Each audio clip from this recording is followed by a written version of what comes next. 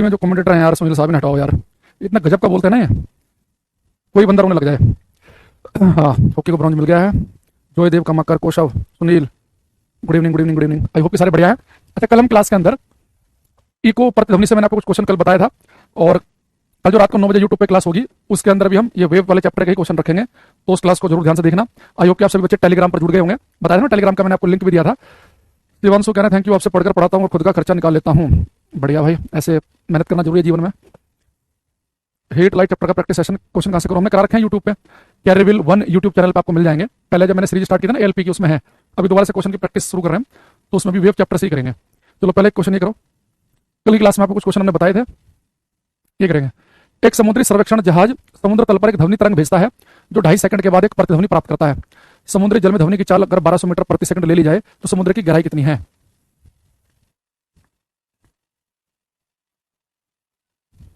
बढ़िया संदीप जी, बढ़िया। चलो, आज मेरा पहला लाइव क्लास है, तो भाई हम उम्मीद करेंगे आप पहले पीछे क्लास देख कर आए हो, तभी फायदा है। देखो बेटा, कल हमने आपको इसी तरह का क्वेश्चन कराया था। ये क्या कह रहा है हमारे से कि एक समुद्री सर्वेक्षण जहाज है, मान लो कोई जहाज है ये, ठीक, तो कह रहा है कि इस जहाज से एक सिग्नल छोड़ा, और वो सिग्नल जो छोड़ा गया है, जो एक वेव छोड़ी गई है, वो 2.5 सेकंड के बाद वापस आ रही है। तो यहाँ से आपने क्या किया, एक वेव छोड़ी, समुद्र की तली पर टकरा के वापस आई, तो कह रहा है कि समुद्र की गहराई बताओ। तो बेटा आपको जो इको प्राप्त हो रही है, जो प्रतिध्वनि प्राप्त हो रही है, वो प्राप्त हो रही है 2.5 सेकंड के बाद, ठीक है।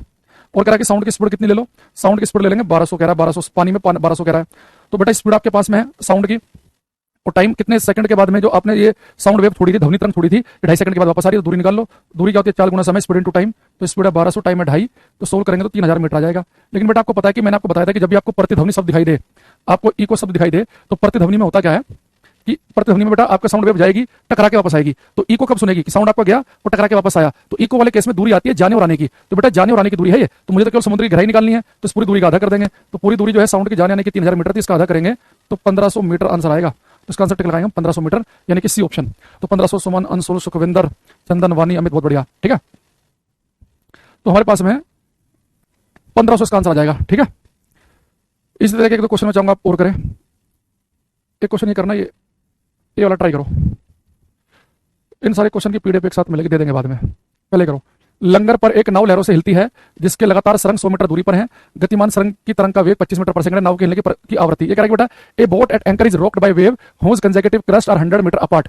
The velocity of the wave of the moving crest is 25 metre per second. What is the frequency of the rocking of the boat. देखो ये कह रहा है एक वेव है, तो मान लो कि ये एक लहर समुद्र में पैदा हुई, तो कह रहा है कि जो लहर पैदा हुई है ना, उस लहर के जो लगातार जो क्रस्ट है, जो लगातार सरंग है, वो कितना दूर है बेटा, लगातार इसके लगातार सरंग कंजेक्टिव जो क्रस्ट है वो 100 मीटर दूर है। तो बेटा दो लगातार सरंगों या दो लगातार ग्रतों के बीच की दूरी को मैंने वेवलेंथ कहा था, यानी उसने यहाँ पे आपको इनडायरेक्टली वेवलेंथ दे दी, तरंग धैर्य कितनी दे दी, 100 मीटर की, और वेलोसिटी कितनी है, 25 मीटर प्रति सेकंड की है। तो आपको फ्रीक्वेंसी आवृत्ति निकालनी है, तो निकाल लो। तो v equal to F lambda से निकाल लेंगे, v equal to F lambda, F की वैल्यू हो जाएगी v बाई लैम्डा के बराबर। तो v की वैल्यू कितनी है 25, लैम्डा कितना है 100, तो 25 चौका 100, 1/4 आ गया, तो 0.25 हर्ट्ज आ जाएगा आंसर, 0.25 हर्ट्ज। तो 20 का आंसर बन जाएगा, ठीक है। तो 32वें का 33वें का 2.25 आया, रविंद्र का, सुमन का, शुभम का। समझ रहे बात, कितना गजब से क्वेश्चन पूछ रहा है। यही क्वेश्चन वैसे ही पूछ सकता था कि एक वेव की तरंग धैर्य वेवलेंथ 100 मीटर की है और स्पीड 25 है, तो उसकी फ्रीक्वेंसी बताओ। फिर तो हर बच्चा कर लेता, भाई वेवलेंथ सीधे देता तो लैम्डा दे रखा है, स्पीड एफ निकालना, तो v equal to F lambda हमने एक फॉर्मूला पढ़ा है। उसने गेम क्या खेला, वो गेम ये खेल रहा है, वो कह रहा है कि एक वेव बनी, उसके लगातार सरंग, अगर आपने ढंग से डेफिनेशन पढ़ी होगी तो आप तुरंत समझ होंगे कि कंजेक्टिव क्रस्ट लगातार सरंग अगर 100 मीटर दूर है तो दो लगातार सरंगों के बीच की दूरी तो वेवलेंथ होती है, और वेव की स्पीड दे रखी है 25, तो v भी दे रखा है, लैम्डा दे रखा है, f पूछ रहा है, तो v equal to F lambda ऐसा फ्रीक्वेंसी निकाल दोगे। देखो एक धुरंधर बच्चा ऐसा है, ये 1/4 को 0.4 लिख रहा है बेटा, अगर ये 4/10 होता ना तो 4/10 होता 0.4, ये 1/4 है, 1/4 है, तो 0.25 बनेगा 1/4 को अगर आप सोल्व करोगे तो, ठीक है। ऐसे भाई ऐसे गलती मत करो, मैथमेटिक्स की गलती करोगे फिर तो दिक्कत हो जाएगी। एक और आसान सा क्वेश्चन करो ये वाला, ये करेंगे। मैं भाई कितनी बार गुड इवनिंग लिखोगे, तुमने हमने पढ़ लिया तुम्हारा कमेंट, तुम्हारी पहली क्लास है ना, बार बार परेशान मत हो, पहले पीछे क्लास देख कर आओ तब आना लाइव क्लास में, है ना। टाइम मत खराब करो अपना भी और बाकी बच्चों का भी। हीरो एमजे क्वेश्चन का नंबर भी लिखेंगे। इसे लिखा है, ध्वनि तरंगों की चाल 700 मीटर प्रति सेकंड होती है, तरंगों को 7 किलोमीटर की यात्रा करने में कितना समय लगेगा। तो बेटा ध्वनि तरंगों की चाल कह रहा है कि 700 मीटर प्रति सेकंड है, 700 मीटर प्रति सेकंड, तो कह रहा है कितनी दूरी तय करनी है बेटा, 7 किलोमीटर की दूरी तय करने में कितना समय लगेगा। तो आपको बताइए दूरी का फॉर्मूला क्या होता है, दूरी होती है 4 गुना समय, तो समय निकाल लो, समय आ जाएगा दूरी बटे स्पीड से। बस याद रखना ये दूरी देखिए किलोमीटर में, तो जब हम दूरी लिखते हैं तो हम किस में यूज करते हैं, मीटर में। तो 7 किलोमीटर में लोगे 7000 मीटर, तो 7000 मीटर लिख दिया। स्पीड कितनी है 700 मीटर प्रति सेकंड, सोल्व करेंगे तो कितना आ जाएगा, 10 आ जाएगा, 10 सेकंड आंसर बन जाएगा। तो पेपर में कई बार ना आपने न्यूमेरिकल मत समझा करो, बच्चे के बार सोचते हैं न्यूमेरिकल आ गया, उसमें होता कुछ नहीं है। वेव की स्पीड दे रखी है साफ साफ, कितनी दूरी तय करनी है वो दे रखा है। तो मैथ का क्वेश्चन हो गया, दूरी बराबर चाल गुना समय का, distance is equal to speed into time का, है ना। तो अच्छा, अब आगे बढ़ते हैं। ये बेटा इको प्रतिध्वनि से हमने कई क्वेश्चन पढ़े। या इको प्रतिध्वनि अगर आप देखो थोड़ा सा इस तरह के क्वेश्चन भी मिल जाते हैं कई बार इको से, इनसे, जैसे कल हमने पढ़ा था। ये कह रहा है कि अलग प्रतिध्वनि सुनने के लिए मूल ध्वनि और परावर्तित ध्वनि के बीच का समय अंतराल होना चाहिए। कल आपको पढ़ाया था ना ये कि to hear distinct echo the time interval between original sound and the reflected sound. अगर आपको इको सुननी है, आपने बोला हेलो, तो जो हेलो गई और जो टकरा के वापस आई, जो मूल ध्वनि है जो परावर्तित है, उनके बीच में कम से कम कितना समय होना चाहिए। सुखविंदर, हीरो, समीर, वानी, क्या बताया था सुलेमान अली, इसका हमने कल आंसर कि दो शब्द अगर आपको अलग अलग सुनने हैं तो जो साउंड आपने बोला जो टकरा के वापस आया, उनके बीच में कम से कम 0.1 सेकंड का समय होना चाहिए। तो ऐसे सब क्वेश्चन आते हैं जो भी हम बता रहे हैं क्लास में।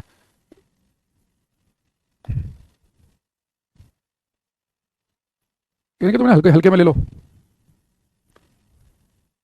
देखो, what is the repetition of sound produce by reflection of sound. ध्वनि तरंगों के परावर्तन द्वारा उत्पन्न ध्वनि की पुनरावृत्ति क्या कहलाती है। तो बेटा रिपीटेशन ऑफ साउंड मैंने कल क्या बताया था आपको कि आपका साउंड रिपीट हो रहा है, hello hello hello, one one one. Jansher Khan, Sandeep, Guru, Shakir Hussain, M Sameer, Hansraj, Lala Ram, बड़े आंसर दे रहे हैं ज्यादातर बच्चे। तो बेटा कल मैंने आपको लिखवाया था, कल हम फंस भी गए थे ना रिपीटेशन के स्पेलिंग में, थोड़ा कंफ्यूजन हो गया था। तो रिपीटेशन ऑफ साउंड ध्वनि की पुनरावृत्ति, तो बेटा हम क्या बोलते हैं, एको, प्रतिध्वनि। ये एको होता है। तो इस तरह की चीजें भी पेपर में पूछता है, ठीक है। अब आप लिखेंगे रिवर्बरेशन गूंज, रिवर्बरेशन गूंज।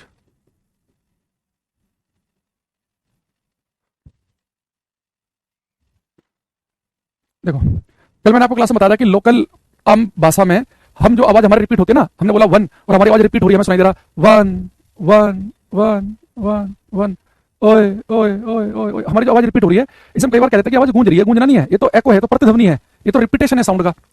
अब दूसरी चीज, अगर मैं आपसे बोलूं कि भाई एक खाली कमरा हो, जैसे आप कोई मान लो कि कोई मकान देखने गए हो खरीदने या किराए पे लेने के लिए, और किसी का मकान बिल्कुल खाली पड़ा है, बिल्कुल खाली कमरे में कोई बोल के देखना, आपकी आवाज थोड़ी गूंज कर आएगी, वहां पे आवाज आएगी, आप किससे कहोगे अंकल जी, तो ऐसे आएगी अंकल जी इधर आओ। यानी जो शब्द आप बोलोगे वो लगता है कि बहुत देर तक हवा में ठहरा हुआ सा है। जैसे मैं बोल रहा हूँ ना वन, तो वन एकदम खत्म हो गया, खुले कमरे में वन ऐसे सुनेगा वन टू थ्री, लगेगा कि बहुत देर तक हवा ठहरी हुई है। तो जो बहुत देर तक हवा ठहरी हुई होती है, एबिरेशन अलग चीज होती है। जैसे एबिरेशन हम पढ़ते हैं मिरर जब पढ़ रहे होते हैं ना, जैसे अगर आप हायर क्लास में जाओ, बच्चा पूछ रहा है, वहाँ कई तरह के हम एबिरेशन पढ़ते हैं, क्रोमेटिक एबिरेशन, स्फेरिकल एबिरेशन, वो अलग चीज है। ये रिवर्बरेशन है, एबिरेशन अलग है, वो यहाँ से कनेक्ट नहीं करो। रिवर्बरेशन है गूंज, उसे हिंदी में बोलते हैं एबिरेशन को विपथन, गोलीय विपथन, आपने पढ़ा होगा ऐसे कुछ हिंदी वाले बच्चों ने, तो उसका जरूरत नहीं है हमें। अब देखो, अब ये जो खाली कमरे में हमारी आवाज क्यों गूंजती है, पता है इसकी वजह क्या है। अगर बिल्कुल खाली कमरा होगा, आप बोलोगे हेलो, तो आपकी आवाज दीवार पर टकरा के वापस आएगी। अब मैंने कहा खाली कमरे में हेलो, तो मेरे मुंह से साउंड निकला वो इस वाली दीवार से टकरा के वापस आएगा, इस वाली दीवार से टकरा के वापस आएगा, इस वाली दीवार से भी, छत से भी और फर्श से भी, क्योंकि साउंड को एब्जॉर्ब करने के लिए ना तो कोई कर्टेन पर्दे लगे हुए हैं, ना कोई सामान रखा हुआ है। अभी दीवारें जो उस कमरे की वो 17 मीटर दूर भी नहीं है कि जो आवाज टकरा के वापस आए वो अलग से सुने। तो अगर कमरा छोटा और खाली कमरा हो, आप उसे बोलेंगे हेलो, तो आपने हेलो बोली ना, ये हेलो अभी समाप्त भी नहीं होगी, इस दीवार पर टकरा के जो हेलो आई उसके साथ चिपक जाएगी, इस दीवार पर टकरा के जो हेलो आई वो भी इसमें चिपक जाएगी, इस वाली दीवार वाली भी, फर्श वाली भी, छत वाली भी। तो सारी हेलो जब आपस में मिलेंगी तो बहुत देर तक लगेगा कि आपको सब हवा में ठहरा हुआ है, तो आपको सुनाई देगा हेलो। तो हेलो बहुत देर में खत्म होगी, क्योंकि सारी दीवारों से टकरा टकरा के जो हेलो आ रही है उसके साथ में मर्ज हो गई है। ये हेलो अलग अलग तो सुन नहीं सकती, क्योंकि उसकी दीवारें 17-18 मीटर दूर होनी चाहिए। तो अब ये हमारे घर में आवाजें ना गूंजे, हमें बातचीत करने में दिक्कत ना आए, तो उसके लिए हम क्या करते हैं, घर में कर्टेन पर्दे वर्दे लगा के रखते हैं, ताकि जैसे हम बोलते हैं ना हेलो, तो हमारे मुंह से साउंड निकलता है ना, जो कर्टेन पर्दों पर टकराता है, तो पर्दे कर्टेन कपड़ों से एब्जॉर्ब कर लेता है। हम घर में बोलते हैं हेलो, तो घर में जो फर्नीचर रखा है, सोफे वगैरह रखे हैं, सब उसके ऊपर साउंड टकराएगा, वो एब्जॉर्ब कर लेंगे। तो हमारे में जो घर में कर्टेन पर्दे वर्दे लगाते हैं खूबसूरती के लिए तो ही, साथ में बेटे रिवर्बरेशन गूंज को एब्जॉर्ब करने का काम भी करते हैं। अगर आपके घर में बड़ा सा हॉल हो, तो घर में घर वाले क्या करते हैं, नीचे बड़ा सा एक कारपेट बिछा देते हैं, कारपेट बिछे हैं, कर्टेन लगे हैं, सामान रखा है, तो सब साउंड को एब्जॉर्ब कर लेते हैं। थिएटर में आप मूवी देखने जाओ तो वहां तो बहुत आवाज गूंज सकती है, तो उससे बचने के लिए क्या करते हैं, वो एक तो कर्टेन पर्दे लगे होते हैं थिएटर में, नीचे कारपेट भी बिछी होती है, वो चेयर ऐसे मटेरियल की यूज करते हैं जो साउंड को इजीली एब्जॉर्ब कर ले। और उसके बाद में क्या करते हैं, थिएटर में जो दीवारें होती हैं वो लकड़ी की बनाते हैं, और उनके अंदर थोड़े छोटे से होल होते हैं, छेद होते हैं, बहुत ही पतले पतले से पिन से छेद कर दियो ऐसे। अब मान लो बेटा दीवार लकड़ी की हो और उसके अंदर बारीक बारीक से होल हो ना, तो ऐसी दीवारें जो हैं वो साउंड एब्जॉर्बर का काम करती हैं। आप बोलोगे हेलो, वो हेलो जाकर टकराएगा होल के ऊपर, तो होल के थ्रू एब्जॉर्ब हो जाएगा। तो पेपर में क्वेश्चन आता है कि थिएटर की दीवारें लकड़ी की क्यों बनाई जाती हैं, तो वहां पे आपको फंसा देगा, एक ऑप्शन लिख देगा ताकि सस्ता पड़े, तो बच्चे टिक लगा देते हैं। थिएटर की दीवारें लकड़ी के इसलिए बनाते हैं ताकि अपने अंदर गूंज को एब्जॉर्ब कर सके, क्योंकि वो दीवारें होती हैं उनके अंदर बारीक बारीक होल छेद भी रहते हैं, तो ऐसी दीवारों पर जब साउंड टक्कर मारेगा तो रिफ्लेक्ट नहीं हो पाएगा, क्योंकि छेद के थ्रू अंदर ही एब्जॉर्ब हो जाएगा। ठीक है, तो आप लिखेंगे the walls of theatre, the walls of theater are made of wood, the walls of theater are made of wood so that reverberation can be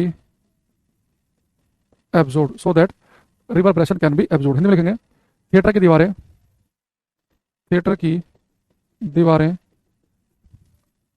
लकड़ी की बनाई जाती हैं ताकि वो गूंज को अवशोषित कर सकें। थिएटर की दीवारें लकड़ी की बनाई जाती हैं ताकि वो गूंज को अवशोषित कर सकें। ठीक है, तो ये रिवर्बरेशन गूंज से एक लाइन आपको याद रखनी है और गूंज में और प्रतिध्वनि में फर्क समझना है। अच्छा, हिंदी वाले बच्चे ध्यान रखना, कई बार वो पेपर में लिखता है एको और एको के साथ में गूंज लिख देता है, तो हिंदी वाले बच्चे के इसका नाम देख लेना। अगर गूंज है तो वो रिवर्बरेशन लिखा है तो उसे गूंज समझना है, अगर वो लिखा है एको तो उसे प्रतिध्वनि समझना है। हिंदी में कई बार कंफ्यूजन कर देता है, हिंदी में एको को गूंज लिख देता है कई बार, तो हिंदी वाले बच्चों को जाता है गलत। थर्मोकोल वगैरह का यूज भी किया जाता है साउंड को रोकने के लिए। वो जो अंडे की जो ट्रे होती है ना, उसका यूज भी करते हैं। अंडे की जो ट्रे रहती है उसे अगर आप दीवार पर लगा दो तो भी साउंड एब्जॉर्ब करने का काम करती है। बहुत तरीके होते हैं इसमें, ये लकड़ी वाला है क्योंकि मजबूती भी मिल जाती है इससे थोड़ी सी, है ना। अच्छा, एक लिखेंगे बेटा यहाँ पे हम सोनार।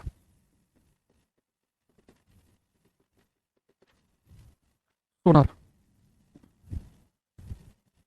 तो बेटा सोनार का मैंने बहुत ही हल्का फुल्का सा जिक्र किया था पहले। मैंने आपको बताया था कि सोनार सिस्टम जो होता है ये अंडर वाटर पानी के अंदर की चीजों को ढूंढने के लिए यूज किया जाता है। पहाड़ों में इको गूंज बनती है ना, गूंज पहाड़ों में आवाज रिपीट होती है तो इको प्रतिध्वनि है, वो बताया था कल। आपके सभी टी शर्ट पर एक ही स्टिकर होता है। स्टिकर ये कह रहे हो क्या? स्टिकर नहीं है ये शायद यूसीबी की कंपनी की है, तो उनका ये लोगो होता है कुछ टी शर्ट पे, सब पे नहीं होता। अभी लेटेस्ट उन्होंने लगाना यूज शुरू किया है। जनरली यूसीबी से लेता हूँ मैं कपड़े, उसकी मुझे फिटिंग सही आती है, तो सूट करते हैं इसलिए। एक बार तो मैं गया था इधर दिल्ली में, लाजपत नगर जाना पड़ती है, छोटा एक सेंटर था यूसीबी का शर्ट लेने, तो उसके पास जितनी थी उससे ज़्यादा तो मेरे पास घर में रखी थी। मैंने भाई साहब जितनी वैरायटी आपके पास उससे ज़्यादा मेरे पास ही है, तो मुझे चस्का लग गया था एक बार यूसीबी के कपड़े लेने का। फिर बीच में हट गया, फिर दोबारा से फिर लग गया। तो आप इन बातों पर ध्यान मत दिया करो, टीचर ने किस कलर की टी शर्ट पहनी है ना, किस कलर का क्या स्टिकर लगा है, इस कलर तुम्हारा पढ़ने में ध्यान नहीं है। आधे बच्चे ये कर रहे हैं, मास्टर कौन सी गाड़ी खरीद रहा है, कहाँ घूम रहा है, उसे फॉलो कर रहे हैं। वो तो अपने मजे ले रहा है, तुम भाई पढ़ाई में ध्यान नहीं तुम्हारा, क्योंकि वो अपना काम करके मजे ले रहा है ना, तुम भी अपने काम करो। वो अपना काम कर रहा है, तुम अपना काम करो। तो इन चीज़ों पर कम से कम ध्यान दिया करो, ठीक है। ये अर्जुन की आंख वाला नहीं तुमने एग्जाम्पल पढ़ा कि वो गुरुजी कहते हैं अर्जुन कि उसमें अर्जुन क्या कह रहा हूँ, चिड़िया की आंख में तीर लगाओ, तो पूछ रहे हैं भीम से, तो भीम कह रहा है क्या दिखा रहा है, रसगुल्ले दिख रहे हैं, पेड़ दिखाई दे रहे हैं, बर्फी दिख रही है, कहते बस की नहीं है। वो चीज़ है, तुम्हें जो पढ़ाया जा रहा है वो दिख नहीं रहा, सब कुछ दिख रहा है। बाकी कल कौन सी टी शर्ट पहनी थी, आज कौन सी पहनी, तुम ये देख रहे हो। अब देखो सोनार सिस्टम जो है इसका यूज करते हैं अंडर वाटर पानी के अंदर की कोई भी चीज की लोकेशन का पता लगाना हो तो सोनार सिस्टम का यूज किया जाता है। ये बड़े बड़े पानी के जहाजों पे लगा होता है, हर जहाज पे सिस्टम सोनार। अब ये क्वेश्चन है तो न्यूमेरिकल, एक समुद्री सर्वेक्षण जहाज है, उसने सिग्नल छोड़ा, वो सिग्नल समुद्र की तली पर टकरा के 2.5 सेकंड के बाद वापस आया, तो बताओ समुद्र की गहराई कितनी है। तो इसमें बिल्कुल जैसे इको में हम करते हैं ना, जैसे मैंने बोल रहा हूं हेलो हेलो दीवार पर टक्कर मार के वापस आ रही है, तो हम दीवार तक की दूरी निकाल लेते हैं कि भाई कितने सेकंड के बाद इको वापस आई, कितनी स्पीड से गई थी, तो हम दूरी निकाल लेते हैं। वैसे हम क्या करते हैं सोनार सिस्टम से भी अल्ट्रासोनिक वेव, इससे परासरवे तरंगें निकलती हैं, वो अल्ट्रासोनिक वेव समुद्र की तली पर टकरा के वापस आएंगी, तो कंप्यूटराइज सिस्टम होता है, वो देख लेता है कि जो पल्स मैंने छोड़ी थी वो कितने समय के बाद वापस आई, जो तरंग छोड़ी वो कितने समय के बाद वापस आ रही है, स्पीड वगैरह सब कुछ रहती है उसके अंदर, वो कैलकुलेट करके बता देगा कि इस जगह समुद्र कितना गहरा है। तो समुद्री गहराई का पता लगाने के लिए हम यूज करते हैं सोनार सिस्टम का। तो समुद्र गहराई नापनी हो या पानी के अंदर बेटा हमारे वाटर एरिया में कहीं दुश्मन की पनडुब्बी छिपी तो नहीं बैठी है, तो अंडर वाटर किसी चीज की लोकेशन पता लगाने के लिए भी हम सोनार सिस्टम का यूज करते हैं। तो पानी के अंदर कोई दुश्मन की पनडुब्बी जो है वो कितनी गहराई में है, पानी के अंदर मान लो कि जैसे टाइटैनिक जहाज डूब क्यों गया था, क्योंकि आइसबर्ग एक बर्फ के पत्थर से टकरा गया था पहाड़ से, तो टूट गया, लेकिन आज के लिए टकराते क्योंकि सोनार सिस्टम लगे होते हैं, पहले बता देते हैं कि कितने बड़े साइज का कितना बड़ा ऑब्जेक्ट कितना पानी के अंदर है, कैसे कहां पे कितना दूरी पर है, तो उसी हिसाब से डायरेक्शन चेंज कर लेता है उसका जो भी कप्तान होता है। तो अंडर वाटर पानी के अंदर कोई समुद्र गहराई पता करनी हो, पानी के अंदर कोई दुश्मन की पनडुब्बी पता करनी हो, पानी के अंदर किसी आइसबर्ग बर्फ के पहाड़ का पता करना हो, पानी के अंदर मान लो कोई जहाज टूट के गिर गया, तो आपको लास्ट सिग्नल मान लो किसी जहाज ने इस क्षेत्र से भेजा और आपको पता करना कि इस क्षेत्र में कहां पर बड़ी सी चीज पड़ी हुई है पानी के अंदर, अंडर वाटर कुछ भी पता करना हो तो सोनार सिस्टम का यूज करते हैं। यहाँ पर लिखेंगे हम, इसका यूज में क्या लिखेंगे, टू फाइंड सी डेप्थ, समुद्र की गहराई का पता करने में, टू फाइंड सी डेप्थ समुद्र की गहराई का पता करने में। Second, to find enemy submarine, दुश्मन की पनडुब्बी का पता करने में, टू फाइंड एनिमी सबमरीन, दुश्मन की पनडुब्बी का पता करने में। तीसरा, to find wreck ships inside, to find wreck ships inside the sea, समुद्र के अंदर पड़े टूटे जहाजों का पता लगाने में। समुद्र के अंदर, रैक का मतलब टूटे हुए खराब, समुद्र के अंदर पड़े टूटे जहाजों का पता लगाने में, समुद्र के अंदर पड़े टूटे जहाजों का पता लगाने में। To find wreck ships inside the sea, ठीक है। तो दुश्मन के समुद्र गहराई का पता लगाना हो, दुश्मन की पनडुब्बी का पता लगाना हो और समुद्र के अंदर के जहाज, सब जगह सोनार सिस्टम का यूज करते हैं। इसकी फुल फॉर्म याद रखना, पेपर में आ जाती है, याद रखना इसकी फुल फॉर्म। इसकी फुल फॉर्म होती है सोनार की sound navigation and ranging, sound navigation and ranging, क्या रखेंगे, SONAR, ये सोनार इसकी फुल फॉर्म होगी, साउंड नेविगेशन एंड रेंजिंग। तो क्वेश्चन आता है कि जो सोनार सिस्टम है इसमें किस वेव का यूज करते हैं, तो बेटा सोनार सिस्टम से निकल रहे होते हैं अल्ट्रासोनिक वेव, अल्ट्रासोनिक परासरवे याद रखना। जब मैंने आपको अल्ट्रासोनिक वेव कहाँ का यूज होती है तो उसमें बताया भी था कि अल्ट्रासोनिक वेव का यूज चमगादड़ करते हैं, इसका डॉल्फिन करती है, सोनार सिस्टम में यूज करते हैं इसका, सोनोग्राफी में यूज करते हैं, किसी इलेक्ट्रॉनिक उपकरण की क्लीनिंग में, सफाई में यूज किया जाता है इसका, है ना, सारी बातें बताई थी। तो अल्ट्रासोनिक वेव का यूज किया जाता है। इस पे क्वेश्चन देखना, बड़ा प्यारा सा,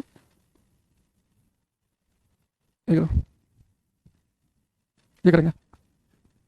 आपकी बुक कब तक आएगी भाई? मैंने कल ही तो बताया था, कल या परसों। ना हम किसी बुक पे काम कर रहे हैं और ना भी कोई संभावना है। एक बार हमने स्टार्ट किया था और हमें लगा कि बहुत ज़्यादा टाइम टेकिंग प्रोसेस है।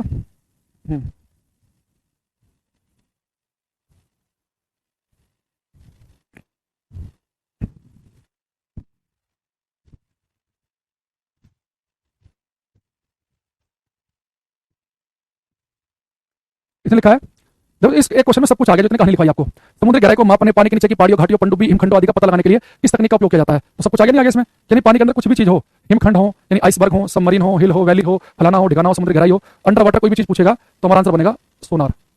ठीक है, बस इसलिए क्वेश्चन आपको कराया ये देख लो। Sonar is based on the principle. बेटा सोनार किस प्रिंसिपल पे बेस्ड है? देखना ये वाला क्वेश्चन। सोनार जो है वो इस पे बेस्ड है, प्रिंसिपल पे, कि भाई अल्ट्रासोनिक वेव जाएंगी, टकरा के वापस आएंगी। तो ये किस पे बेस्ड है? इको, प्रतिध्वनि पे, कि भाई आप तरंगे छोड़ोगे और टकरा के वापस आएंगी।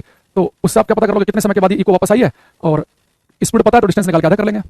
कल मैम की बुक आ गई है साइंस की मार्केट में। अच्छा मैडम की आई तो, मैडम की तो आती रहती है।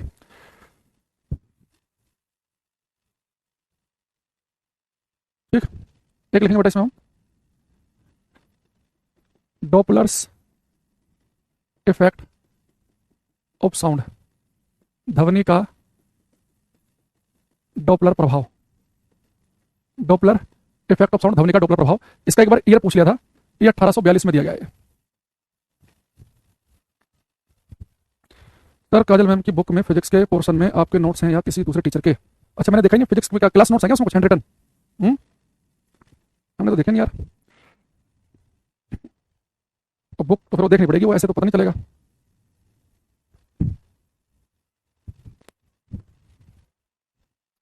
बुक 2 ईयर मेहनत की है। अच्छा बढ़िया भाई, मेहनत की तो अच्छा है। देखो इसका जो कई बार ऐसे बदतमीजी वाले क्वेश्चन आते हैं एग्जाम में कि डॉपलर इफेक्ट ऑफ साउंड, जो डॉपलर साहब ने अभी देखेंगे क्या है डॉपलर इफेक्ट, ये ठीक है। सर प्लीज गाइड एआरओ का बैच पढ़ा है तो फिर से नहीं, अगर आपने एआरओ का बैच पढ़ा तो उसमें हमने बहुत ज्यादा डिटेल में पढ़ा रखा है पहले ही, तो आपको बार बार पढ़ने की जरूरत नहीं है। बस आप एक काम कर सकते हो कि एआरओ वाले बैच में हीट टॉपिक नहीं था तो हीट वाला चैप्टर कर लेना बस आप यहाँ से, और अलग से पढ़ने की जरूरत नहीं है। ठीक है, तो देखो डॉपलर इफेक्ट ऑफ साउंड, ध्वनि का जो डॉपलर प्रभाव है उस बात है। तो इसका ईयर पूछा था, देखो ये कोई क्वेश्चन है भाई, आप डॉपलर इफेक्ट को पूछो, वो इसका सन पूछ रहा है, जैसे हिस्ट्री का पेपर हो ये। तो डॉपलर इफेक्ट में क्या बताया, जैसे बेटा मान लो कि आप यहाँ पर खड़े हैं और एक बेटा मान लो कि यहाँ पे एक कोई गाड़ी वाड़ी है, इसके ऊपर एक स्पीकर लगा हुआ है, ठीक है। अब ये स्पीकर बज रहा है, इससे कोई साउंड निकलेगा तो साउंड की कुछ फ्रीक्वेंसी होगी। बेटा जैसे जो साउंड निकल रहा है, मान लो कि उसकी फ्रीक्वेंसी है 200 हर्ट्ज, इसकी जो एक्चुअल फ्रीक्वेंसी है, जो साउंड यहाँ पे निकल रहा है, वो 200 हर्ट्ज की है।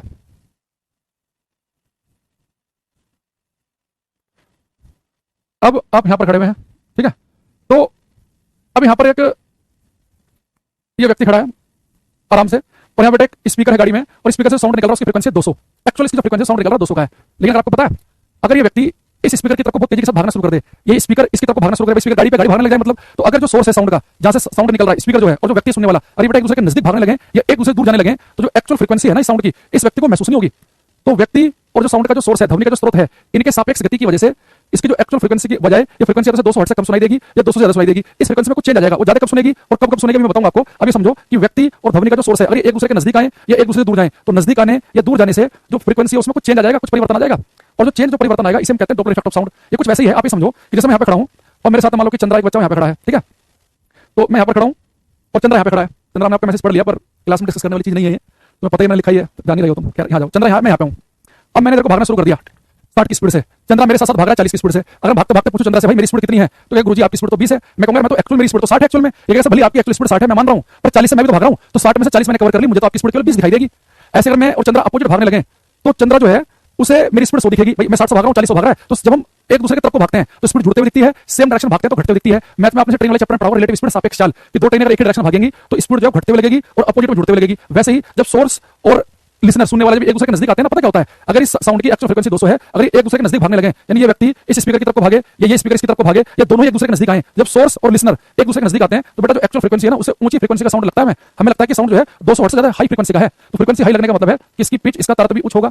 उच्च तारतम्य का मतलब मैंने आपको बताया कि आवाज का पतलापन, यानी कि आवाज आपको पतली लगेगी। यानी आप खड़े सुन रहे थे स्पीकर पे गाना, तो उसकी कुछ आवाज आपको कुछ आवाज लग रही थी आपको, लेकिन जैसे वो स्पीकर आपकी तरफ को आएगा या आप उसकी तरफ को जाओगे तो जो आवाज आप सुन रहे थे वो आपको पहले के मुकाबले ज्यादा पतली महसूस होगी, ज्यादा हाई पिच की लगेगी, ज्यादा बारीक सी आवाज लगेगी। लेकिन ये व्यक्ति दूर भागना शुरू कर दे, ये जो स्पीकर ये दूर जाने लग जाए तो बेटा फ्रीक्वेंसी वो पहले से लो लगेगी, आपको कम आवृत्ति का साउंड लगेगा। अगर फ्रीक्वेंसी कम होगी तो हमने पढ़ा था कि पिच यानी आवाज का पतलापन या मोटापन ये भी लो लगेगा, तो पिच लो लगने वाला आपको उसके बाद थोड़ी सी फ्लैट लगेगी, ज्यादा भारी सी आवाज लगेगी।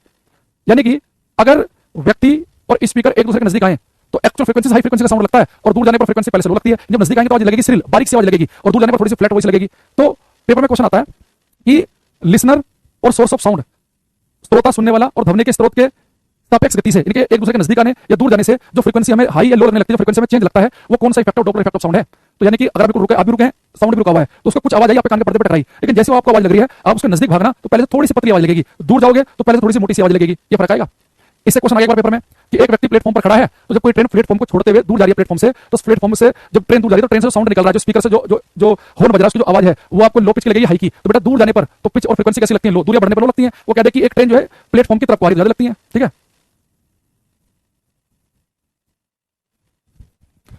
ब्रोंज की इन्फॉर्मेशन बेटा मैं क्लास में आके डिस्कस कर लिया, आप लेट आए हो, ये सारी बातें क्लास में हो चुकी हैं ऑलरेडी ना। इंडिया ब्रोंज जीत गया है, क्या हो गया, ये इन्फॉर्मेशन है मैं पहले से ही। ठीक है, हॉकी को तो मैं 2004 एथेंस ओलंपिक से फॉलो कर रहा हूँ। हालांकि उस समय रात में गेम होते थे एथेंस में ना, इंडियन टाइम के हिसाब से, और 12-12 1 बजे मैच चलते थे।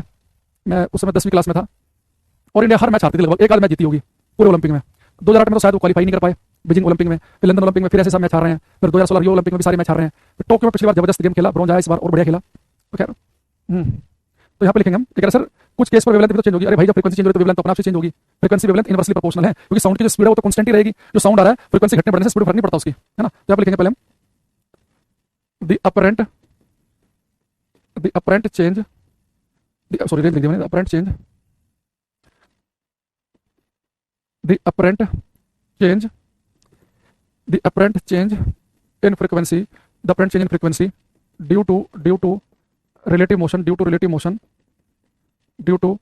motion between listener and source of sound is called, between listener and source of sound is called Doppler's effect of sound। Hindi में लिखेंगे श्रोता और ध्वनि के स्रोत के बीच, श्रोता यानी कि सुनने वाला, लिसनर ये व्यक्ति सुन रहा है, श्रोता और ध्वनि के स्रोत के बीच सापेक्ष गति से, श्रोता और ध्वनि के स्रोत के बीच सापेक्ष गति से आवृत्ति में होने वाला आभासी परिवर्तन ध्वनि का डॉपलर प्रभाव कहलाता है। मुझे अच्छी बताओ पहले, आपको डेफिनेशन थोड़ी सी क्लियर हुई कि नहीं हुई है। मैं क्या कहना चाह रहा हूं कि भाई आप ये खड़े हैं, ये स्पीकर है, और आप स्पीकर की तरफ को भागोगे, स्पीकर आपकी तरफ को भागेगी, आपके बीच के नजदीक बढ़े, तो नजदीक बढ़ने से क्या होगा, जो भी इसकी एक्चुअल फ्रीक्वेंसी हाई फ्रीक्वेंसी का साउंड आपको आभास होगा, महसूस होगा, आपको फ्रीक्वेंसी हाई लगने वाला, उसकी पिच भी हाई लगेगी, यानी कि थोड़ी सी पतली लगेगी। आप दूर जाओ, ये स्पीकर आपसे दूर जाए तो आपको उसकी फ्रीक्वेंसी थोड़ी लो लगेगी, लो फ्रीक्वेंसी वाला पिच लो लगेगी, थोड़ी सी फ्लैट महसूस होगी। ठीक है, आई बस में बेसिकली आप कॉल सेंटर में बोलो भाई चंद्रा जी, है ना। एक बच्चा कह रहा है सर्वाइकल स्पॉन्डिलोसिस के लिए होम्योपैथिक एक ड्रॉप आती है, स्पॉन्डिन ड्रॉप होती है, 15 ड्रॉप 3 टाइम फॉर 3 मंथ्स। चलो भाई इसका हम स्क्रीनशॉट ले लेते हैं, फोटो खींच लेते हैं। 9 बजे कल से क्लास होगी यूट्यूब पर, उसका हम लिंक डाल देंगे कल सुबह ही अपने टेलीग्राम चैनल पे। ये करो,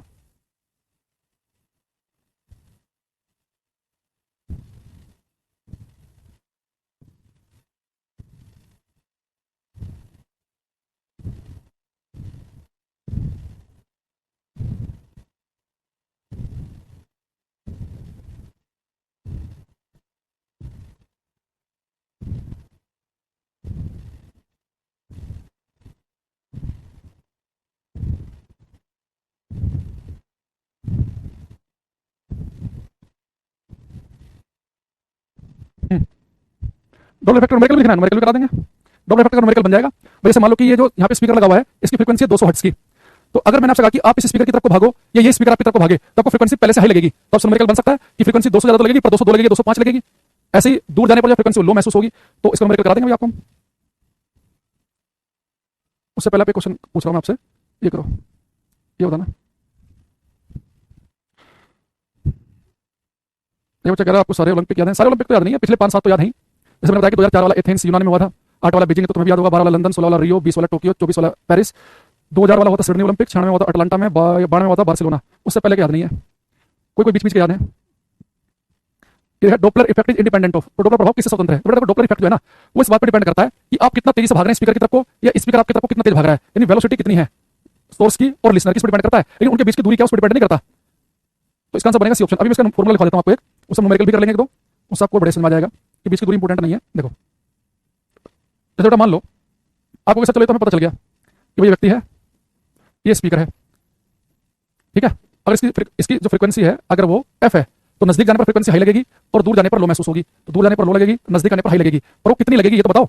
इससे आप न्यूमेरिकल बना सकते हैं। देखो बेटा जो फ्रीक्वेंसी आपको महसूस होगी उसे हम कहेंगे आभासी फ्रीक्वेंसी। इसका फॉर्मूला होता है v equal to v plus v naught upon v minus V S into F.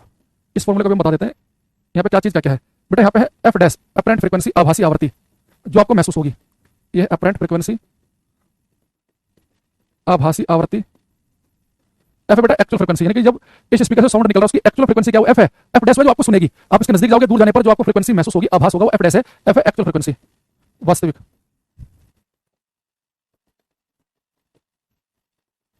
We क्या बेटा यहाँ पे जो साउंड निकल रहा है स्पीकर से, साउंड की स्पीड। वी यहाँ पे speed of sound, speed of sound, ध्वनि की चाल। अभी हालांकि बताऊंगा आपको, न्यूमेरिकल आ भी जाए ना तो शायद ही आपको फॉर्मूला लगाने की जरूरत पड़े, आप ऑप्शन से भी क्वेश्चन कर पाओगे। पर इसे देख लेना बेटा, यहाँ पे वी नोट क्या है, वी नोट है जो ऑब्जर्वर है ना, जो लिसनर है, ऑब्जर्वर जो चीज को ऑब्जर्व कर रहा है, सुन रहा है, इस लिसनर की स्पीड है V naught, speed of listener, listener या ऑब्जर्वर, ठीक है। श्रोता की चाल है वी नोट। और वी एस बेटा जो ये जो सोर्स है ना, जो स्पीकर कितना स्पीड से भाग रहा है ये, तो वी एस क्या पे speed of source of sound, ध्वनि के स्रोत, यानी कि स्पीकर की चाल, ध्वनि के स्रोत की चाल। अब देखिए देखो जो बेटा आपको फ्रीक्वेंसी महसूस होगी वो फ्रीक्वेंसी इस बात पर डिपेंड करेगी लिसनर जो है, ऑब्जर्वर जो है वो कितनी स्पीड से भागेगा और जो सोर्स है वो कितनी स्पीड से भागेगा। इनके बीच का डिस्टेंस इस फॉर्मूले में कहीं पे नहीं है, तो बीच का डिस्टेंस तो फॉर्मूले में है ही नहीं। अब मैं इसका आपको अप्लाई करना बताऊंगा, एक फॉर्मूला लगाएंगे कैसे। आपको सर क्वेश्चन तो बड़ा आसान न्यूमेरिकल, तो भाई मान लो कि पेपर में कह दे कि एक्चुअल फ्रीक्वेंसी है 300 हर्ट्ज, या 300 लिख दो, साउंड की स्पीड बता देगा 340, तो 340 लिख देना है, या 332 है 332 लिख देना। अब ये जो है ऑब्जर्वर ये 12 मीटर पर सेकंड से भागेगा तो 12 लिख देना, और सोर्स कितनी स्पीड से भाग रहा है यहाँ लिख देना, आंसर आ जाएगा। लेकिन एक छोटा सा पेच इसमें, इसमें ध्यान रखना बेटा, यहाँ पे क्या हो सकता है, या तो एक दूसरे के नजदीक आ सकते हैं, दूर जा सकते हैं। तो यहाँ पे डायरेक्शन इंपॉर्टेंट है कि नजदीक आ रहे हैं कि दूर जा रहे हैं। तो बेटा ये जो व्यक्ति है और जो स्पीकर अगर एक दूसरे के नजदीक आए तो बेटा ये जो ऑब्जर्वर और जो सोर्स है साउंड का, इनकी जो स्पीड है वो पॉजिटिव लेंगे, और एक दूसरे के नजदीक आ रहे होंगे। अगर ये दूर जा रहे होंगे तो फिर आपको बेटा वैल्यू लेनी है नेगेटिव, नजदीक आने पर पॉजिटिव और दूर जाने पर लेंगे नेगेटिव। अगर एक दूसरे के नजदीक आ रहे होंगे, नजदीक बढ़ रहे होंगे तो वैल्यू पॉजिटिव लेंगे, दूर जाने पर लेंगे नेगेटिव, ठीक है। हाँ, दोनों के बीच में गति होगी तो दूरी चेंज होगी, पर वो दूरी ऐसे भी चेंज हो सकती है, मान लो कि पहले वो 100 मीटर दूर है तो 10 मीटर चले, और ऐसे हो सकता है 50 मीटर दूर है तब भी 10 मीटर ही चले। वो 50 मीटर दूर है पहले 100 मीटर दूर है, उसका मतलब नहीं है वो कितना तेजी से एक दूसरे के नजदीक आ रहे हैं, वो स्पीड इंपॉर्टेंट है, ठीक है। अब जैसे मैं क्वेश्चन पूछ रहा हूं आपसे यहाँ पे, देखो मैंने कहा कि ये ऑब्जर्वर और जो सोर्स ऑफ साउंड है, जो स्पीकर है, ये जो गाड़ी जिसके ऊपर स्पीकर लगा हुआ है, ये इनकी वैल्यू पॉजिटिव लेंगे, नजदीक आ रहे होंगे, दूर जा रहे होंगे तो नेगेटिव लेंगे। एक क्वेश्चन कर लेते हैं, फिर मैं आपको बताऊंगा कि क्वेश्चन फॉर्मूले से की बजाय ऑप्शन आप कैसे कर सकते हैं। जैसे बेटा मैं आपसे कहूं एक व्यक्ति रेस्ट पर है, विरामावस्था में खड़ा है, यहाँ पे गाड़ी है, इसके ऊपर एक स्पीकर लगा हुआ है, इससे साउंड निकल रहा है, इस साउंड की फ्रीक्वेंसी जो है वो 100 हर्ट्ज की है। तो मेरा क्वेश्चन आपसे ये है कि अगर ये गाड़ी जो है इस व्यक्ति से 36 किलोमीटर पर घंटे की रफ्तार से दूर भागने लग जाए, तो इसकी एक्चुअल फ्रीक्वेंसी तो 100 थी, तो इस व्यक्ति को उसकी जो फ्रीक्वेंसी आभास होगी उसकी वैल्यू कितनी होगी। अगर मैं साउंड की जो स्पीड है, अगर साउंड की जो स्पीड है अगर वो मैं 340 मीटर पर सेकंड ले लूं, अगर ध्वनि की जो चाल है, स्पीड ऑफ साउंड, ध्वनि की चाल अगर 340 ले ली जाए, तो बताओ इस व्यक्ति को जो फ्रीक्वेंसी महसूस होगी वो कितनी होगी। एक्चुअल फ्रीक्वेंसी 100 है, लेकिन ये जो स्पीकर जिस गाड़ी पर रखा है वो गाड़ी 36 किलोमीटर पर घंटे की रफ्तार से दूर भागे, है ना, तो क्या होगा।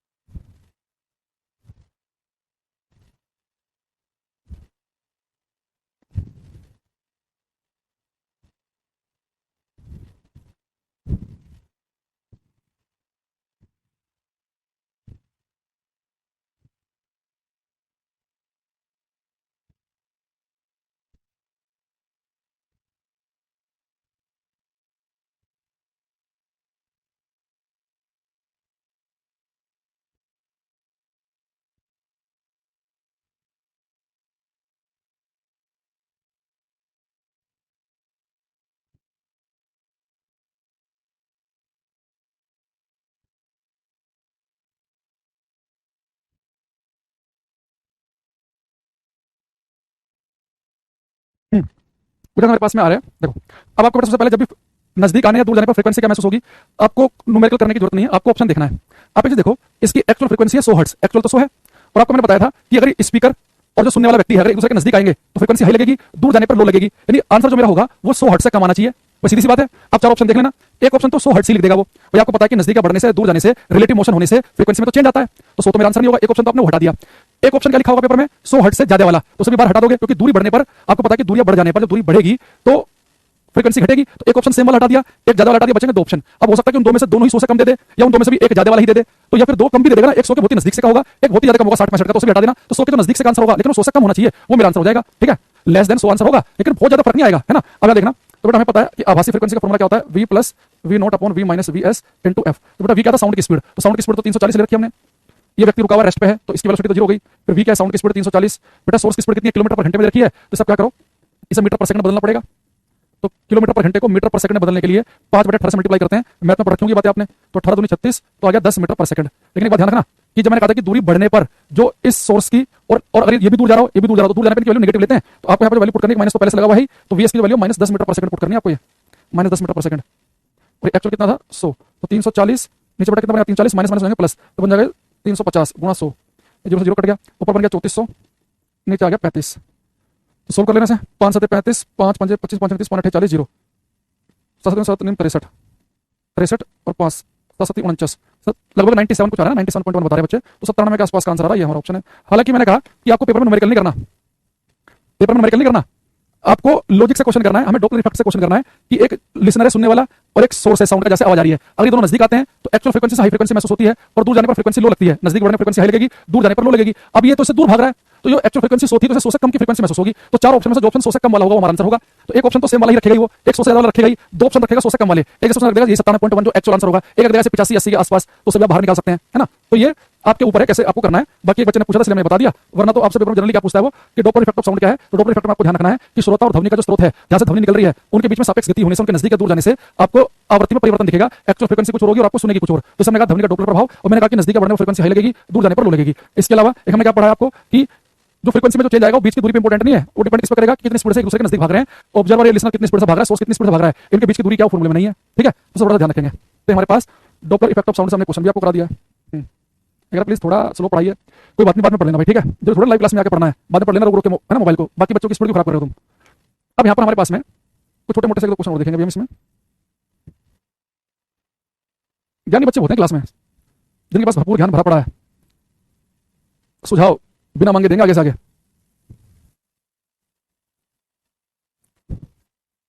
क्वेश्चन नहीं करना, ये ऐसे एक बीच में क्वेश्चन है, बस इसे यहीं पे कर लेना, करो ये।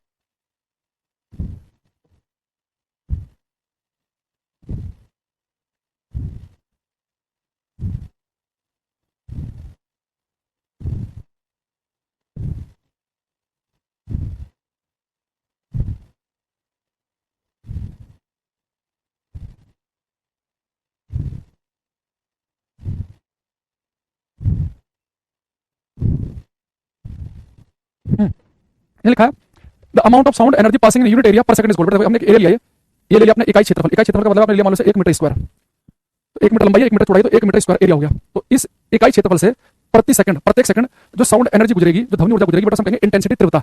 ये इंटेंसिटी की बेसिक डेफिनेशन भी आपको सोचो, ये बेटा कुछ क्षेत्रफल हमने फिक्स कर लिया। अब मैं यहाँ पे बोलूं हेलो, तो मेरे मुंह से साउंड निकला, एक सेकंड में कुछ साउंड ऐसा पास किया। अब मैंने यहाँ पे स्पीकर रख दिया, बहुत बड़ा स्पीकर डीजे, तो जब डीजे बजेगा तो प्रत्येक सेकंड ऐसे जो एनर्जी पास करेगी बहुत ज्यादा करेगी, तो आपको बहुत ही इंटेंस साउंड है। तो प्रत्येक सेकंड अगर प्रकाश ऊर्जा ज्यादा गुजरे तो प्रकाश की तीव्रता हो जाएगी, वो ध्वनि ऊर्जा ज्यादा गुजरे तो ध्वनि की तीव्रता हो जाएगी। तो इकाई क्षेत्रफल से प्रति सेकंड पास करने वाली जो ऊर्जा होती है वो उस ऊर्जा की इंटेंसिटी, तीव्रता को बताती है।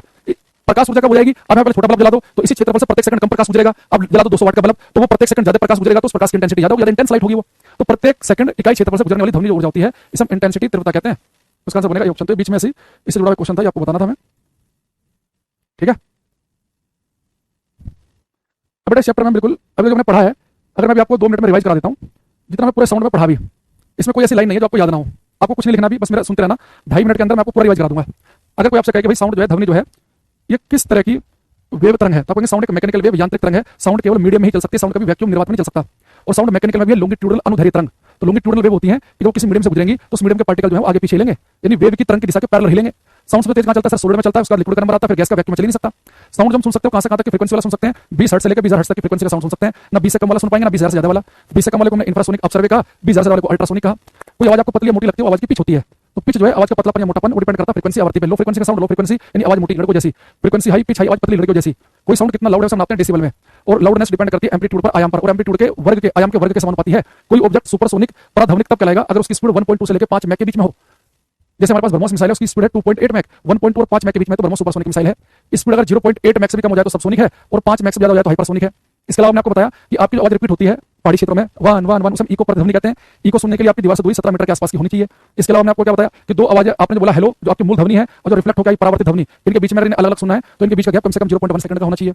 लकड़ी की दीवारें इसलिए बनाई जाती है छेद वाली थिएटर की, ताकि वो गूंज को अपने अंदर एब्जॉर्ब कर सके। ध्वनि का डॉपलर प्रभाव हमारे से कहता है कि हम जो सुनने वाले हैं और जहां से आवाज आ रही है, इन दोनों के बीच नजदीक बढ़े, एक दूसरे के नजदीक आए तो एक्चुअल फ्रीक्वेंसी हाई फ्रीक्वेंसी का साउंड आपको आभास होगा, आपको लगेगा, और दूर जाने पर फ्रीक्वेंसी लो लगती है ना। इस तरह की बात हमने क्लास में की। लाउडनेस डिस्टेंस पर भी लाउडनेस में से होता है विद डिस्टेंस इंटेंसिटी लाउडनेस की कम होने लगेगी, क्योंकि साउंड जो है हवा में एब्जॉर्ब होने लगेगा। अब मान लो यहाँ पे कोई डीजे बज रहा है, एक बच्चा उससे 1 मीटर दूर खड़ा है, एक खड़ा है आधे किलोमीटर दूर, तो दोनों को उतनी लाउडनेस महसूस नहीं होगी, क्योंकि जब वो एयर में ट्रैवल करता है ना साउंड तो वही वो एब्जॉर्ब होता है। ठीक है समझिए। तो इस तरह की हमने कुछ बातें पढ़ी। उम्मीद करूंगा सारे क्वेश्चन जितने मैं बोल रहा था उनके आंसर मेरे बोलते बोलते आपके दिमाग में भी आ रहे होंगे। बिल्कुल यही बात है। अब बेटा थोड़ा सा टेक्निकल वाला पार्ट बचता है हमारे पास। टेक्निकल क्या मतलब कुछ 2-4 लॉजिकल पॉइंट बचते हैं कि साउंड की जो स्पीड है हवा में, किसी किताब में 332 मीटर पर सेकंड लिखा है, कहीं 340 लिखा है, कहीं 343 लिखा है, ये किस फैक्टर पर डिपेंड करती है। तो साउंड की स्पीड के 2 फैक्टर मैं आपको ऑलरेडी बता चुका हूं कि साउंड की स्पीड फ्रीक्वेंसी आवृत्ति पर निर्भर नहीं करती। लो फ्रीक्वेंसी का साउंड हो, इंफ्रासोनिक हो, हाई फ्रीक्वेंसी का अल्ट्रासोनिक हो, सब एक ही स्पीड से भागते हैं। एक मैंने बताया था आपको कि साउंड की स्पीड है वो स्टिफनेस कठोरता पर डिपेंड करती है। कोई मटेरियल बहुत ही कठोर होगा तो साउंड उसमें तेज भागता है, जैसे स्टील में डायमंड में तेज भागेगा साउंड। और साउंड जो है डेंसिटी के इनवर्सली प्रोपोर्शनल है। अगर सारी ऑप्शन एयर गैसों के हों तो जो गैस की डेंसिटी कम होगी उनमें साउंड की स्पीड ज्यादा होगी। ये मैंने आपको लिखा है कि डेंसिटी बढ़ने पर साउंड की स्पीड घटती है, स्टिफनेस कठोरता बढ़ने पर बढ़ती है, फ्रीक्वेंसी का कोई प्रभाव नहीं पड़ता है। अब 2-4 फैक्टर और बचे हैं जिनके बारे में बात करनी है, तो कल की क्लास में आते ही ये साउंड का आपको जो चैप्टर है ये खत्म कर देंगे। ठीक है, अगले हो सकता है कि 40-45 मिनट में साउंड खत्म हो जाएगा। फिर हम मैकेनिकल वेव के बाद हम पढ़ेंगे नॉन मैकेनिकल वेव, यांत्रिक तरंगे। तो कल की क्लास हम यांत्रिक तरंगे पढ़ेंगे। ठीक है, तो आज के लिए इतना ही। ठीक है।